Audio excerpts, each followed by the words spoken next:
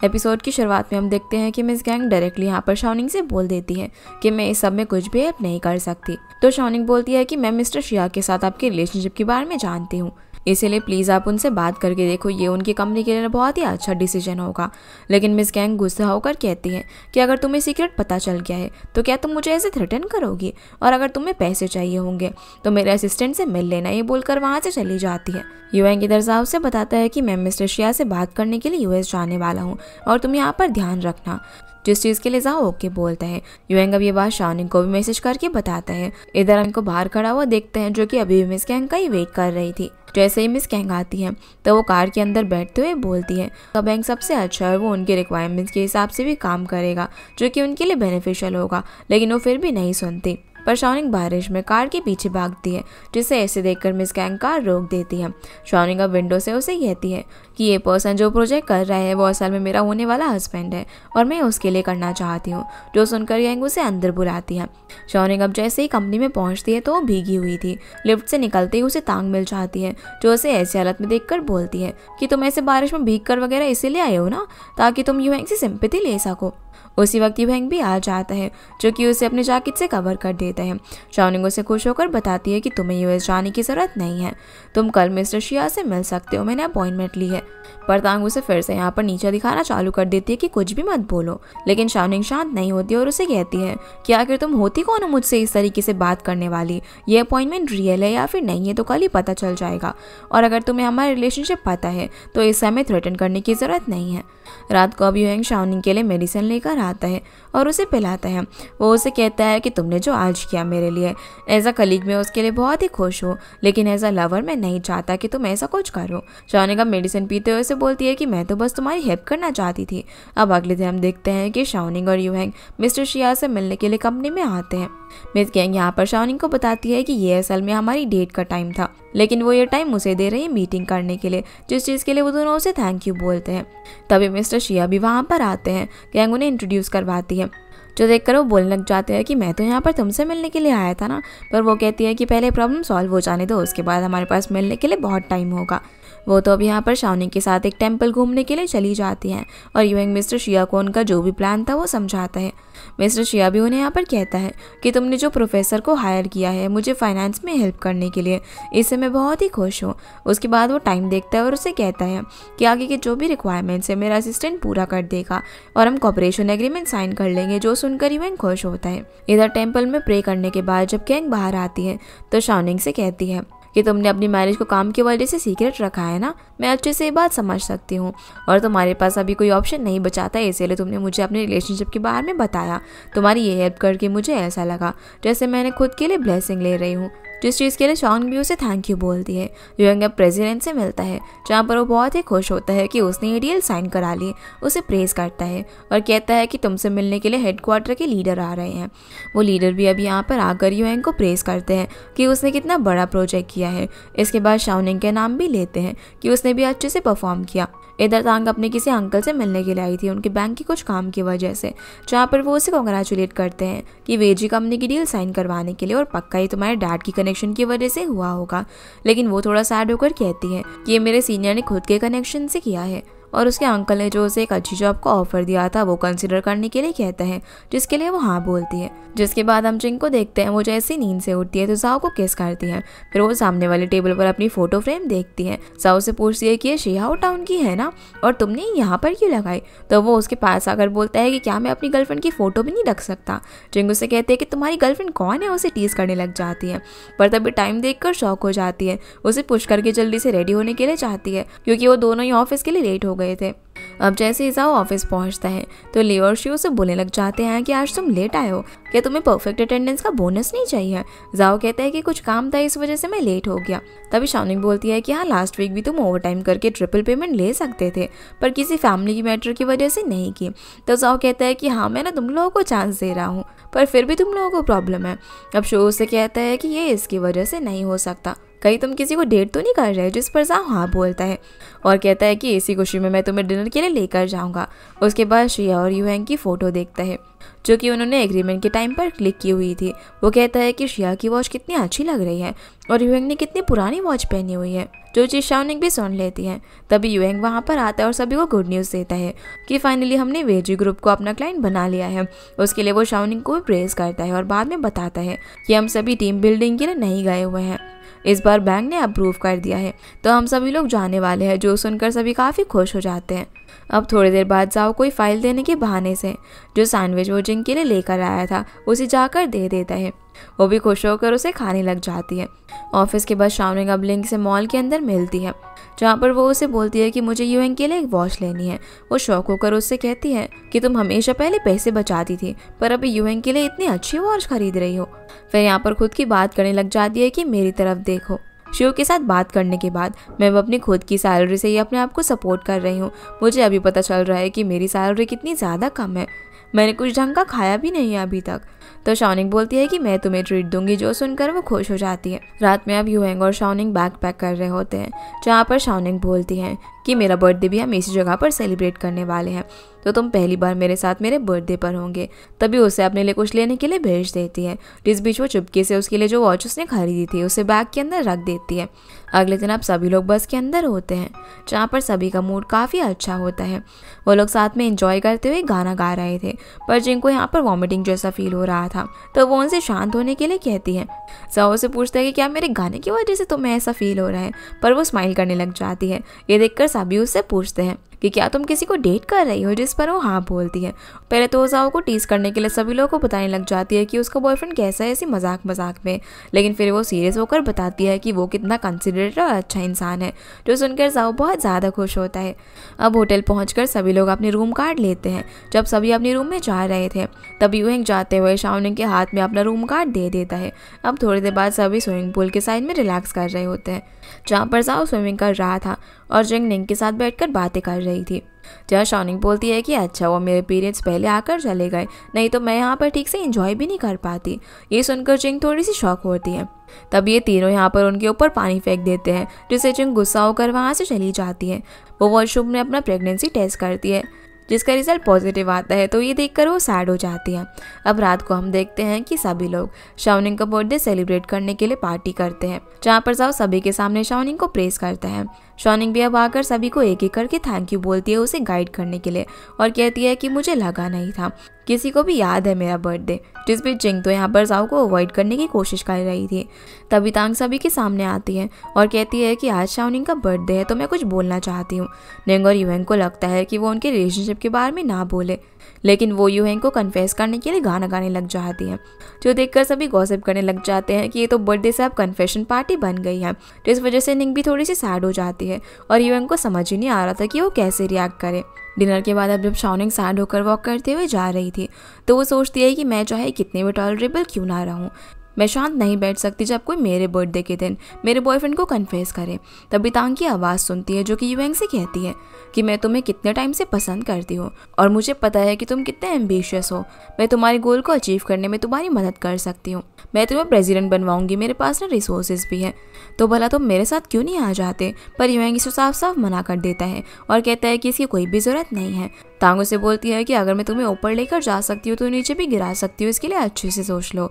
तो यूएंग उसे बोलता है कि खुद को इतनी भी बड़ी मत समझो, मैं यहाँ तक तुम्हारे या फिर किसी और की मदद से नहीं आया हूँ, तुम्हें जो भी करना है वो कर सकती हो। अभी तुम इतनी गिरी गई हो तो मैं भी बता देता हूँ कि मेरे पास कोई जगह नहीं है तुम्हारे लिए। तांग बोलती है कि तुम सिर्फ शाओनिंग की वजह से मेरे साथ नहीं आना चाहते, तुम क्या कॉलेज के टाइम का सब कुछ भूल गए हो, जो कि अभी ये बोल रहे हो कि तुमने मुझे कभी पसंद ही नहीं किया। बताओ ज़रा शाओनिंग मुझसे कैसे बेटर है। तो यूएंग उसे कहता है कि हम एक कॉलेज से ग्रेजुएट हुए हैं, इसके अलावा हमारे बीच में कुछ भी नहीं है। तभी वहाँ पर शाओनिंग भी आ जाती है। तांग उस पर चिल्लाने लग जाती है कि तुम हमारी बातें सुन रही थी, शर्म नहीं आती तुम्हें। पर शाओनिंग बोलती है कि मैंने अपना नाम सुना तभी मैं यहाँ पर आई हूँ। युएंग भी अब उसके पास जाकर उसका हाथ पकड़ लेता है। तो तांग गुस्से से कहती है कि तुम दोनों को डर नहीं लगता कि मैं सभी को तुम्हारे रिलेशनशिप के बारे में बता दूंगी। युएंग अब शाओनिंग का हाथ टाइटली पकड़कर कहता है कि तुम्हें जो करना है वो कर सकती हो। शाओनिंग से मुझे लव एट फर्स्ट साइट हुआ था। जो सुनकर शाओनिंग भी उसे देखने लग जाती है। अब अगले सीन में युएंग शाओनिंग के सामने केक के ऊपर कैंडल जलाकर लेकर आता है। उससे पूछते कि तुमने तांग से कहा क्या वो सच है? तो युएंग हाँ बोलता है। शाओनिंग कहती है कि फिर तुमने मुझे बताया क्यों नहीं? तो वो उससे कहता है कि मुझे लगा कि तुम मेरी तरह ऐसे फील नहीं करती होगी, इसीलिए तुम्हें इस तरीके से अप्रोच किया। अब वो उसे विश मांगने के लिए कहता है। तो शाओनिंग विश करती है कि मेरे हर बर्थडे पर युएंग मेरे साथ हो और दोनों किस करते हैं। इधर हम देखते हैं क्लास में टेबल पर सिर्फ जिंग और जाओ ही बचते हैं, जहाँ पर जाओ से सॉरी बोलता है कि मुझे तुम पर ऐसे पानी नहीं फेंकना चाहिए था, इसीलिए तुम मुझे सुबह से इग्नोर कर रही हो ना। उसे मनाने की कोशिश करता है, पर तभी वहाँ पर जिंग तांग को आते हुए देख लेती है, उसे पुश कर देती है। जाओ से पूछता है कि युएंग कहाँ है? तो बोलती है कि शायद वो अपने रूम में चला गया है। तांग अब जिंग को उसके साथ ड्रिंक करने के लिए कहती है, लेकिन वो मना कर देती है। जाओ भी अब जिंग से पूछता है कि तुम ड्रिंक क्यों नहीं कर रही हो, तुमने कहीं ड्रिंक छोड़ तो नहीं दी है? पर वो उसे गुस्सा करके अपने रूम में जाने के लिए कहती है। उसके जाते ही अब तांग ड्रिंक करते हुए जिंग को बताती है कि कैसे वो युएंग जब पहली बार मिली थी उसने मुझे बचाया था, उसके बाद से ही मैंने उसमें इंटरेस्ट लेना स्टार्ट किया। मुझे पता चला कि वो कितने ज़्यादा आउटस्टैंडिंग पर्सन है, इसे देखकर मैं उसे और ज़्यादा पसंद करने लगी। एक बार मैंने उसे पीए की क्लास में पूछा था कि उसे कैसी लड़की पसंद है, तो उसने जैसा मैं हूँ वैसा ही डिस्क्राइब किया था। मुझे लगा था कि वो मुझे पसंद करता है, लेकिन शायद बोलने से शर्मा रहा है। पर उसके बाद वो अचानक से अब्रॉड चला गया। फिर हम यहाँ बैंक के अंदर मिले। अब मुझे ये सोचकर भी डर लग रहा है कि क्या उसने मुझे कभी पसंद किया भी था। मुझे ऐसा लग रहा है कि मैं उसे प्यार नहीं करती, बल्कि मैं उसे ऑब्सेस्ड हूँ। जिंग उसे उठकर कहती है कि ये सिर्फ फीलिंग है, बाहर निकाल लो, तुम एक एक्सीलेंट पर्सन हो, और वहाँ से चली जाती है। अगले दिन अब जैसे शाओनिंग उठती है तो अपने हाथ में एक वॉच देखती है। युएंग भी बाहर से आता है, वो इसे इसके बारे में पूछती है तो बताता है कि ये तुम्हारा बर्थडे गिफ्ट है। तभी शाओनिंग भी उसके लिए वॉच जो लेकर आई थी वो उसे दिखाती है, क्योंकि वो भी एकदम सेम वॉच होती है। ऐसा लग रहा था कि ये दोनों कपल वॉचेस है। युएंग पूछता है कि तुमने इसे मेरे लिए क्यों खरीदा? तो शाओनिंग बोलती है कि पैसों को मैं ही मैनेज कर रही हूँ ना, तुम्हें कुछ गिफ्ट देना चाहती थी। जाओ ने कहा था कि मैन के पास एक अच्छी वॉच तो होनी ही चाहिए। ये बोलकर अब उसे वॉच पहना देती है और उसे कहती है कि तुम इसे रेगुलर पहनना, मैं तो नहीं पहन पाऊंगी, नहीं तो सबको पता चल जाएगा। जो सुनकर युएंग उसे किस कर देता है। अगले दिन अब शाओनिंग और युएंग कार के अंदर होते और ऑफिस जा रहे थे। तभी शाओनिंग हंसने लग जाती है। युएंग उससे पूछता है कि क्या हुआ? तो वो कहती है कि जब मैं पहली बार तुम्हारे कार में बैठी थी तभी यही सॉन्ग चल रहा था, तो मुझे तभी से पसंद करते हो ना? जिस पर वो हाँ बोलता है। शाओनिंग अब उसे बोलती है कि तुम्हारा मोस्टली गोल तो पूरा हो गया है लग रहा है, लेकिन मेरा अभी बचा हुआ है। युएंग पूछता है कि कोई हेल्प चाहिए क्या, लेकिन वो मना कर देती है। युएंग अब कार साइड में रोकता है निंग को उतारने के लिए। वो अब कार से उतर कर जा ही रही थी, लेकिन वो अपना आई कार्ड उसी के अंदर भूल जाती है। तो युएंग उसके पीछे जाता है उसे आई कार्ड देने के लिए। जहाँ जाने से पहले वो उसे हक कर लेता है। अगले सीन में युएंग अपने ऑफिस में होता है, जहाँ पर तांग उसे अपना रेजिग्नेशन लेटर दे देती है। युएंग उसे लेकर अपना ध्यान रखने के लिए कहता है। तांग भी कहती है कि ज़्यादा ज़रूरत तुम्हें है, वैसे भी तुम्हारे और शाओनिंग की रिलेशनशिप के बारे में कभी तो सबको पता चल ही जाएगा ना। पर मैं अब ये सब कुछ बताकर बैड गाय नहीं बनना चाहती, तुम्हें ज़्यादा ध्यान रखना चाहिए। फिर उससे पूछते हैं कि जब तुमने मुझे पहली बार बचाया था तब तुमने कहा था कि तुमने मुझे गलती से कोई और समझ लिया, वो रियल था या फिर तुम मेरे क्लोज आना चाहते थे? युएंग बताता है कि मैं जिस लड़की को हाई स्कूल के टाइम से पसंद करता था वो हाई पोनीटेल करती थी और तुमने भी की हुई थी, तो मुझे गलतफहमी हो गई कि शायद वो पर्सन तुम हो। तांग कहती है कि वो शाओनिंग थी क्या? तो युएंग हाँ बोलता है, जिस पर वो कहती है कि फिर तो स्टार्टिंग से ही हमारे बीच में कोई भी चांस नहीं था। ये बोलकर वहाँ से चली जाती है। इधर जिंग हॉस्पिटल में अपना चेकअप कराती है और सैड होती है। तभी अपनी रिपोर्ट की फ़ोटो खींचकर वो जाओ को भेजने वाली थी कि वो प्रेग्नेंट है, लेकिन सोचती है कि अगर मैं इस बच्चे को नहीं रखना चाहती तो जाओ को कैसे मनाऊंगी, वो बार बार मुझे परेशान ना करे इस चीज़ के लिए, इसीलिए वो उसे सेंड नहीं करती। इधर जाओली और शू इंटरनेट पर उनके फोरम में देखते हैं कि किसी ने लिखा हुआ होता है कि आज युएंग को किसी लड़की के साथ देखा। वो लड़की एक कोट पहनकर आई हुई थी और दोनों एक दूसरे को हक कर रहे थे। ये चीज़ वो शाओनिंग को भी बताते हैं, जो सुनकर वो शॉक हो जाती है। जैसे वो अपनी चेयर पर कोट रखा हुआ देखती है तो उसे छुपा देती है और बोलने लग जाती है कि इंटरनेट पर जो कुछ भी होता है ना वो रियल नहीं होता। तभी वहाँ पर जिंग आती है, जाओ उसके पास गॉसिप करने लगता है, लेकिन वो कोई भी रिएक्शन नहीं देती। जो अली भी यहाँ पर बोलने लग जाते हैं कि कहीं ये पर्सन तांग तो नहीं है। जिस बीच शाओनिंग भी युएंग को मैसेज करके इस सब के बारे में बताती है, तो वो कहता है कि जिसने भी ये लिखा है उसने तुम्हारा चेहरा नहीं देखा होगा, तो चिंता मत करो। थोड़ी देर बाद अब जाओ युएंग से बात करके बाहर आता है और उन सभी को बताता है कि वो लड़की युएंग की फियांसे है, तो गॉसिप मत करो। अब जब शाओनिंग लिफ्ट के अंदर होती है तो शूली और दूसरे कलीग इस बारे में बात कर रहे होते हैं। सभी कहते हैं कि अगर वो यहाँ पर हक कर रहे थे तो कहीं वो लड़की इसी बिल्डिंग में तो नहीं काम करती। ली बोलता है कि शायद वो ना तांग होगी, वरना वो यहाँ से जॉब क्यों छोड़ती। जिनकी ऐसी बातें सुनकर बेचारे शाओनिंग नर्वस होकर बाहर चली जाती है। रात के वक्त अब वो युएंग से कहती है कि तुमने ये क्यों कहा कि तुम्हारी फियांसे है। वो लोग अब और ज़्यादा क्यूरियस हो जाएंगे। तो युएंग उससे कहता है कि सब कुछ ठीक हो जाएगा, वो लोग तुम्हें जानते भी नहीं है। शाओनिंग कहती है कि मेरे कोट का क्या, अभी मैंने न्यू खरीदा था, मैं उसे पहन भी नहीं सकती। युएंग बोलता है कि ये तो अच्छा चांस है ना, अब तुम नए कपड़े लेकर आओ। तभी शाओनिंग कहती है कि अब से मैं अकेली ऑफिस जाया करूंगी सबवे से, अगर ज़्यादा कुछ काम नहीं होगा तो हम इंटरैक्ट भी नहीं करेंगे। युएंग भी ओके बोलता है।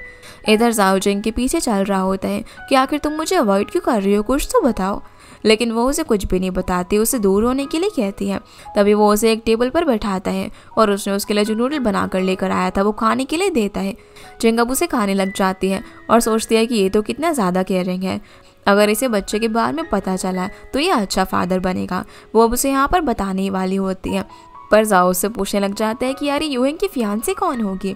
अगली बार जब टीम मीटिंग होगी ना तो मैं उसे ड्रंक कराकर उसे घर तक छोड़ने के लिए जाऊंगा, तब शायद मैं अपनी सिस्टर इन लॉ को देख पाऊँ। जो सुनकर जिंग फ्रस्ट्रेट होकर उसे नूडल खाने के लिए कहती है और वहाँ से चली जाती है। पर जाओ फिर से उसके पीछे जाने लग जाता है कि अभी से क्या हो गया। अगले दिन अब जैसे ही शाओनिंग ऑफिस में आती है तो देखती है कि एक लेडी वहाँ पर खड़े होकर चिल्ला रही थी। एक कलीग से उसे पूछने पर पता चलता है कि वो डिपार्टमेंट 2 के शिंग की वाइफ है। उसका किसी के साथ अफेयर चल रहा है और वो उसी लड़की को यहाँ पर चिल्लाकर ढूंढ रही है। तभी निंग यहाँ पर याओ को दीवार के पीछे छुपते हुए देख लेती है और उसे याद आता है कि उसने मॉल में शिंग को याओ के साथ देखा था। मिसेस शिंग तो यहाँ पर सभी लोगों को बोल रही होती है कि तुम्हारे मेरे पति के साथ अफेयर चल रहा है। तभी जिंग वहाँ पर आ जाती है, ये सब होता हुआ देखती है तो उसे कहती है कि अभी काम का टाइम हो गया है तो ये सब करने की यहाँ पर ज़रूरत नहीं है। लेकिन वो उस पर चिल्लाने लग जाती है और कहती है कि ज़रूर वो तुम ही होगी जिसका मेरे हस्बैंड के साथ अफेयर चल रहा है, देखो तुम कैसे कपड़े पहन कर आती हो। ये सुनकर जिंग उस पर चिल्लाती है कि वो आखिर कैसी बात ही कर रही है, पर वो उसके बाल खींचने लग जाती है। तभी वहाँ पर जाओ आता है और उस लेडी का हाथ छुड़ाता है, जिसे ऐसे देखकर वो चिल्लाने लग जाती है और कहती है कि इसने ज़रूर तुम्हें भी फंसाया होगा जो कि तुम इसे बचा रहे हो। ये लड़की है ही खराब, देखो इसने कैसे कपड़े पहने हैं, इसे कुछ काम भी नहीं आता। तभी साहब गुस्सा हो जाता है, उस पर चिल्लाकर कहता है कि वो कुछ भी करे तुम्हें क्या है इससे, वो एक इंडिपेंडेंट लड़की है जो कि तुम्हारे हस्बैंड से ज़्यादा अच्छी तरीके से काम करती है, उसे किसी मैन की ज़रूरत नहीं है। वो उससे पूछती है कि तुम हो कौन, इसकी बॉयफ्रेंड हो, तो जाओ सभी के सामने हाँ बोल देता है। जो इसके बाद हम जाओ को युएंग के ऑफिस में देखते हैं, जहाँ पर युएंग कहता है कि सभी को तुम्हारे और जिंग के बारे में पता चल गया है। जाओ बोलता है कि ये लोग शायद मेरा ट्रांसफ़र दूसरी सिटी में कर दे, जो कि मैं एक्सेप्ट नहीं कर सकता क्योंकि जिंग यहाँ पर अकेली हो जाएगी, इसलिए मैं रिज़ाइन कर दूंगा। इसके इस डिसीजन पर युएंग भी उसे सपोर्ट करता है। पर इधर शाओनिंग जिंग से पूछती है कि साओ तुम्हारा बॉयफ्रेंड है, जिस पर वो हाँ बोलती है और कहती है कि तुम्हारी स्टमक की प्रॉब्लम बहुत ज़्यादा बढ़ गई है ना, मैं तुम्हारे साथ चेकअप कराने के लिए चलती हूँ। पर वो यहाँ पर बड़े इमोशनल होकर अपने स्टमक की तरफ देख रही थी, जिससे निंग समझ जाती है कि वो प्रेग्नेंट है और कंफर्म करने के लिए जिंग से पूछती है तो वो हाँ बोलती है। शाओनिंग कहती है कि जाओ तो बहुत ही खुश होगा, पर वो बोलती है कि मैंने अभी तक उसे नहीं बताया है। अगले सीन में अब जाओ और जिंग घर के अंदर होते हैं, जो जाओ से बोलता है कि मैं ट्रांसफ़र एक्सेप्ट नहीं कर सकता, इसीलिए रिज़ाइन कर रहा हूँ। उसके क्लाइंट्स के जो भी डॉक्यूमेंट्स होते हैं वो उसे दे देता है, जिसे ऐसे देखकर जिंग बोलती है कि मैंने अभी तक तुम्हें कुछ बताया ही नहीं है और कहती है कि मैं प्रेग्नेंट हूँ। ये सुनकर जाओ तो उसे शौक होकर देखता ही रह जाता है। वो बोलती है कि मैं ये बात तुम्हें पहले इसलिए नहीं बताना चाहती थी क्योंकि मैं इस बच्चे की वजह से तुम्हें अपने साथ टाई अप करके नहीं रखना चाहती थी, लेकिन जब तुमने अभी ये सब कुछ किया तो मुझे काफ़ी सिक्योर फील हुआ और क्या अब हम अपनी रिलेशनशिप को एक स्टेप आगे ले सकते हैं। जो सुनकर जाओ की आंखों में आंसू आ जाते हैं। वो अपने सारे बैंक कार्ड निकाल कर सामने रख देता है और बोलता है कि इसमें मेरी सारी सेविंग है। उसके बाद कहता है कि मेरा जो अपार्टमेंट है मैं उसे भी तुम्हारे नाम से ऐड करवा दूंगा, जिससे कि अगर मैं कभी भी कुछ गलत करूँ तो मेरे पास कुछ भी ना बचे, और उसे सीधा शादी के लिए प्रपोज कर देता है। जो सुनकर उसकी आंखों में आंसू आ जाते हैं, पर वो खुश होकर उसे हक करके हाँ बोलती है। इधर शाओनिंग जब बालकनी में होती है तो युएंग से कहती है कि जाओ और जिंग का रिलेशनशिप पता चल गया है तो वो क्या करने वाले हैं। युएंग बताता है कि वैसे उनमें से किसी एक का ट्रांसफ़र हो जाता, लेकिन जाओ ने कहा है कि वो खुद ही रिज़ाइन कर देगा। तो शाओनिंग बोलती है कि शिंग और याओ के रिलेशनशिप के बारे में पता चलने पर उन्हें पनिशमेंट मिल रही है, कि हमारे साथ भी ऐसा ही होगा। पर युएंग बताता है कि उन्होंने बैंक में ब्राइब ली है, जिससे कि कोई भी बैंक टॉलरेट नहीं कर सकता। उन्हें पनिशमेंट इसी वजह से मिल रही है, हमारे साथ ऐसा नहीं होगा। तो शाओनिंग कहती है कि पहले ही हमारे डिपार्टमेंट में से जाओ और जिंग के बारे में पता चल गया है, अगर इस बार हमारे रिलेशनशिप के बारे में पता चला तो प्रॉब्लम हो जाएगी। तुम्हारे प्रमोशन की बात तो छोड़ो, क्या पता तुम्हें डिमोशन भी कर दिया जाए। युएंग बोलता है कि इसलिए मैं जाकर अपने प्रमोशन की बात करने वाला हूँ, इससे हमें कोई भी प्रॉब्लम नहीं होगी और हम जाओ और जिंग की भी मदद कर पाएंगे। अगले दिन अब शाओनिंग जब लिंग के साथ होती है तभी वहाँ पर वो कुछ कलीग्स को बातें करते हुए सुनती है, जहाँ पर वो बोल रहे होते हैं कि जाओ रिज़ाइन कर रहा है। शाओनिंग कहती है कि अगर हम भी डिस्कवर हो गए तो हम में से किसी एक को ट्रांसफ़र जाना पड़ेगा, ये आसान नहीं होने वाला। तो लिंग बोलती है कि फ़िलहाल के लिए तो मैं सिर्फ तुम्हें अपना लक दे सकती हूँ, तुम्हारी रिलेशनशिप एक्सपोज ना हो, और कहती है कि आज मुझे मेरे डैड के साथ लंच पर जाना है तो मैं तुम्हारे साथ नहीं आऊँगी। अगले सीन में लिंग और उसके डैड रेस्टोरेंट में होते हैं, जहाँ पर वो अपने डैड का वेट कर रही थी कि कब उनकी काम की बातें ख़त्म होगी और वो लंच कर पाएंगे। जैसे ही कॉल ख़त्म होता है तो वो पूछती है कि क्या ऑर्डर करूँ।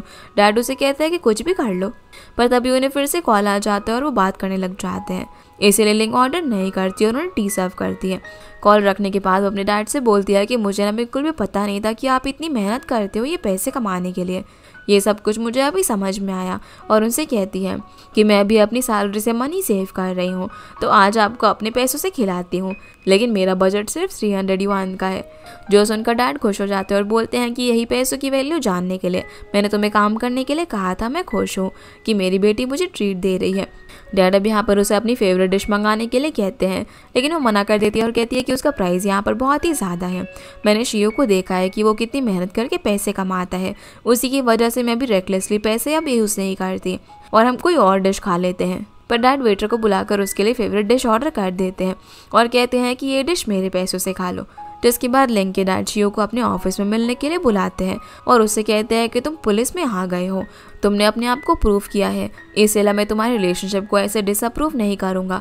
तो शियो भी बोलता है कि वो लिंग को खुश रखने की पूरी कोशिश करेगा, पर डैड यहाँ पर उसे कहते हैं कि तुम्हारे साथ रहने के बाद मेरी बेटी खुद की फेवरेट डिश भी नहीं खा पा रही है, मेरी एक ही बेटी है, मैं ये सब उसी के लिए तो कर रहा हूँ ना। जो सुनकर शियो उनकी तरफ देखता रहता है। इधर युएंग जब प्रेसिडेंट के ऑफिस में जा रहा था तभी वहाँ पर शिंग आता है अपना ट्रांसफ़र लेटर के साथ। उसे कहता है कि ये सब तुमने ही किया है ना प्रेसिडेंट की पोस्ट के लिए। युएंग उसे मना करता है कि ये तुमने जो किया है उसी की तुम्हें सज़ा मिल रही है, पर वो उसे बोलता है कि जाने से पहले मैंने भी तुम्हारे लिए गिफ्ट अरेंज किया हुआ है, देखना उसे तुम्हें बहुत ही अच्छा लगेगा। थोड़ी देर बाद अब जैसे ही शाओनिंग ऑफिस में आती है तभी कोई भी उससे बात ही नहीं कर रहा होता। जैसे ही वो अपने डिपार्टमेंट में आती है तो जाओ सभी उससे पूछते हैं कि क्या वो ठीक है। शाओनिंग कहती है कि मुझे क्या हुआ है। तभी जाओ उसकी और युएंग की क्लिक करी हुई फ़ोटो दिखाता है जो कि उनके फोरम पे अपलोड हुई थी। उसके नीचे के कमेंट्स देखकर वो सैड हो जाती है, पर जिंग उसे लेकर वहाँ से बाहर बात करने के लिए चली जाती है। इधर प्रेसिडेंट युएंग के ऊपर बहुत ज़्यादा चिल्लाता है कि तुमने मुझे क्यों नहीं बताया, अभी सबको पता चल गया है, अभी प्रमोशन का तो पता नहीं, तुम्हें क्या पनिशमेंट मिलेगी वो भी नहीं पता। तो युएंग बोलता है कि मैं इसकी पूरी रिस्पॉन्सिबिलिटी लूँगा, चाहे कोई भी पनिशमेंट हो। इधर जिंग शाओनिंग से कहती है कि मैंने तुम्हें पहले भी बताया था कि फीमेल को काम करना बहुत ही ज़्यादा इंपॉर्टेंट है खुद के लिए। शाओनिंग भी हाँ बोलती है और कहती है कि अभी लगता है कि मोस्टली मेरा ही ट्रांसफ़र होने वाला है, ये अच्छा ही होगा, मैं यहाँ ये सब टॉलरेट नहीं कर पाऊँगी। लेकिन जिंग बोलती है कि अगर तुम स्ट्रॉन्ग हो तो कर पाओगी, तुम्हें स्ट्रॉन्ग बनना पड़ेगा और लोगों की फालतू बातों पर ध्यान मत दो। घर पर अब जिंग काउच पर बैठकर जाओ को कमांड दे रही होती है क्योंकि वो उनके मैरिज सर्टिफिकेट की फ़ोटो दीवार पर लगा रहा था। तभी वो उसे कंप्लेन करने लग जाता है कि शाओनिंग को भी प्रॉब्लम आई तो कौन उसकी हेल्प करता था, मैंने उसे अपनी सिस्टर की तरह समझा। फिर वो युएंग की बात करता है कि मैंने उसके साथ कितना ज़्यादा काम किया लेकिन उसने भी नहीं बताया। जो सुनकर जिंग हंस रही होती है, पर वो उससे बोलता है कि सबसे ज़्यादा सरप्राइज़ तो मुझे तुम ही ने किया, कब से ये सीक्रेट तुम मुझसे छुपा रही थी। पर फिर वो बोलता है कि कोई बात नहीं, अब मैं और शाओनिंग तो यहाँ से जा रहे हैं तो तुम्हें और युएंग को एक दूसरे के ऊपर रिलाई करना है। इधर शाओनिंग युएंग से बोलती है कि एग्रीमेंट के हिसाब से मैंने गोल पूरा नहीं किया है तो मैं अपने ट्रांसफ़र के लिए एप्लीकेशन देती हूँ, लेकिन युएंग मना करता है और बोलता है कि ट्रांसफ़र मैं लेता हूँ, तुम्हें करने की ज़रूरत नहीं है, तुम अभी मैनेजर बनी हो, ये तुम्हारे करियर के लिए अच्छा नहीं होगा। मुझे पता है कि तुम्हें ये जॉब कितनी पसंद है, पर शाओनिंग नहीं मानती और उसे कहती है कि हमारी फैमिली में तुम ही सबसे ज़्यादा कमाते हो तो अच्छा नहीं होगा कि तुम ट्रांसफ़र लो। जिसके बाद शाओनिंग अब स्टडी रूम में अकेले बैठकर अपनी डायरी देखती है और बोलती है कि पूरे 8 महीने हो गए हैं वो उस डायरी को खोलकर देखती है जिसके अंदर उसने सारे नोट्स बनाए हुए थे और ऑफिस में उसने जो भी सारा टाइम बिताया हुआ था वो सब कुछ याद करके काफ़ी इमोशनल हो जाती है। अगले दिन अब शाओनिंग और यूएंग कार से ऑफिस जा रहे होते हैं। शाओनिंग कहती है कि हमेशा मैं बैंक से दूर उतरती थी लेकिन आज तुम्हारे साथ जाने वाली हूँ। यूएंग कहता है कि अभी सभी को पता चल गया है तो क्या ही फ़र्क पड़ता है, पर शाओनिंग बोलती है कि पहले हमारा रिलेशनशिप सीक्रेट था तो मुझे रिग्रेट और गिल्ट होता था और लगता था कि जब इसके बारे में बता देंगे तो मेरा गिल्ट ख़त्म हो जाएगा, लेकिन ऐसा नहीं हुआ। उसे फिर से अब वहीं बीच में रोकने के लिए कहती हैं कि मैं कुछ बंस खाने के लिए खरीदने के लिए जा रही हूँ और तुम ऑफिस चले जाओ। वो अब जैसे ही बंस खरीदने के लिए स्टोर में पहुंचती हैं तब यहाँ पर उसकी कलीग उससे बात करने के लिए आती है और कहती है कि तुम्हारा हस्बैंड तो कितना ज़्यादा अच्छा है, तुम भला फालतू में इतनी मेहनत क्यों कर रही हो, जाकर फुल टाइम वाइफ क्यों नहीं बन जाती। पर शाओनिंग को उसे बात करने में कोई भी इंटरेस्ट नहीं था। वो उसे बोलती है कि आज ये सब क्यों बोल रही हो, कल तो कह रही थी कि मैंने यूएंग को सीड्यूस किया है जिसकी वजह से मेरा प्रमोशन हुआ। तभी वो उसे एक पोस्ट दिखाती है जिसमें यूएंग ने उन दोनों के मैरिज सर्टिफिकेट की फ़ोटो और एक्सप्रेशन दिया होता है। वो बोलती है कि अभी सब लोगों को पता चल गया है कि तुम यहाँ पर डिपार्टमेंट में आने से पहले एक दूसरे के साथ थे। वो उसे सॉरी बोलती है और निंग वहाँ से चली जाती है। ऑफिस में जाकर शाओनिंग जिंग से बोलती है कि मैं अपना ट्रांसफ़र लेटर सीधा प्रेसिडेंट को जाकर देकर आती हूँ क्योंकि इसे यूएंग तो एक्सेप्ट करेगा नहीं। तभी वहाँ पर यूएंग आता है। वो सभी से कहता है कि मेरा ट्रांसफ़र अप्रूव हो गया है, मैं अपने काम का हैंड ओवर करके जा रहा हूँ, आज मेरा लास्ट डे है यहाँ पर। जो सुनकर शाओनिंग की आंखों में आंसू आ जाते हैं। दोनों स्टेयर्स के वहाँ पर जाकर अब बात कर रहे थे। वो गुस्से से उससे पूछती है कि मैंने कहा था ना कि मैं जाने वाली हूँ, लेकिन यूएंग बोलता है कि ये सब मेरी वजह से शुरू हुआ था तो मुझे ही जाना चाहिए। शाओनिंग कहती है कि प्रेसिडेंट ने तुम्हें यहाँ पर अपॉइंट किया था, उन्होंने क्यों अप्रूव किया। यूएंग अब याद करता है कि प्रेसिडेंट ने उसे समझाया था कि तुम्हें कुछ ज़्यादा पनिशमेंट नहीं मिलेगी, लेकिन शाओनिंग को ट्रांसफ़र जाना पड़ेगा। पर यूएंग उन्हें बताता है कि शाओनिंग ने अभी तक जो भी कुछ किया है उसके अंदर उसने उसे कोई भी सपोर्ट नहीं किया, उसने सब कुछ अपनी मेहनत से किया है। वो इस जॉब को काफ़ी पसंद करती है, इसलिए मैं उसे ऐसे नहीं जाने दे सकता, इसके बदले में आप मेरा ट्रांसफ़र कर दो। शाओनिंग अब उससे पूछती है कि तुम्हें कहाँ ट्रांसफ़र किया गया है, तो यूएंग बताता है कि कंट्री साइड में। वहाँ पर जाकर मुझे फिर से स्क्रैच से मेहनत करनी पड़ेगी, लेकिन बहुत कुछ सीखने को भी मिलेगा, इसे हम एक पनिशमेंट नहीं कह सकते। शाओनिंग कहती है कि यहाँ से वहाँ आने के लिए 2 घंटे लगते हैं, वो जगह तो काफ़ी दूर है, और बोलती है कि फिर से स्टार्ट करना तुम्हारे लिए कितना मुश्किल रहेगा ना, लेकिन मैं तुम्हें सपोर्ट करूँगी। यूएंग अपने ऑफिस से सारी चीज़ें पैक करता है और जाओ भी अपना सामान लेकर जा रहा था। तभी यूएंग बाहर आता है तो उसे देखता है। दोनों अब बात करते हैं। यूएंग उससे पूछता है कि क्या तुमने नई जॉब ढूंढ ली, लेकिन जाओ मना करता है। तो यूएंग बताता है कि मेरे एक फ्रेंड को मैनेजर की ज़रूरत है, तो वहाँ पर जाकर काम कर सकते हो, मैं तुम्हें इन्फॉर्मेशन भेजता हूँ। जाओ इसके लिए उसे थैंक यू बोलता है और उससे पूछता है कि क्या हम कभी यहाँ पर वापस आ पाएंगे। तो यूएंग कहता है कि तुम्हारी वाइफ और मेरी फियांसे दोनों ही यहाँ पर है, तो हम लोग वापस ज़रूर आएंगे।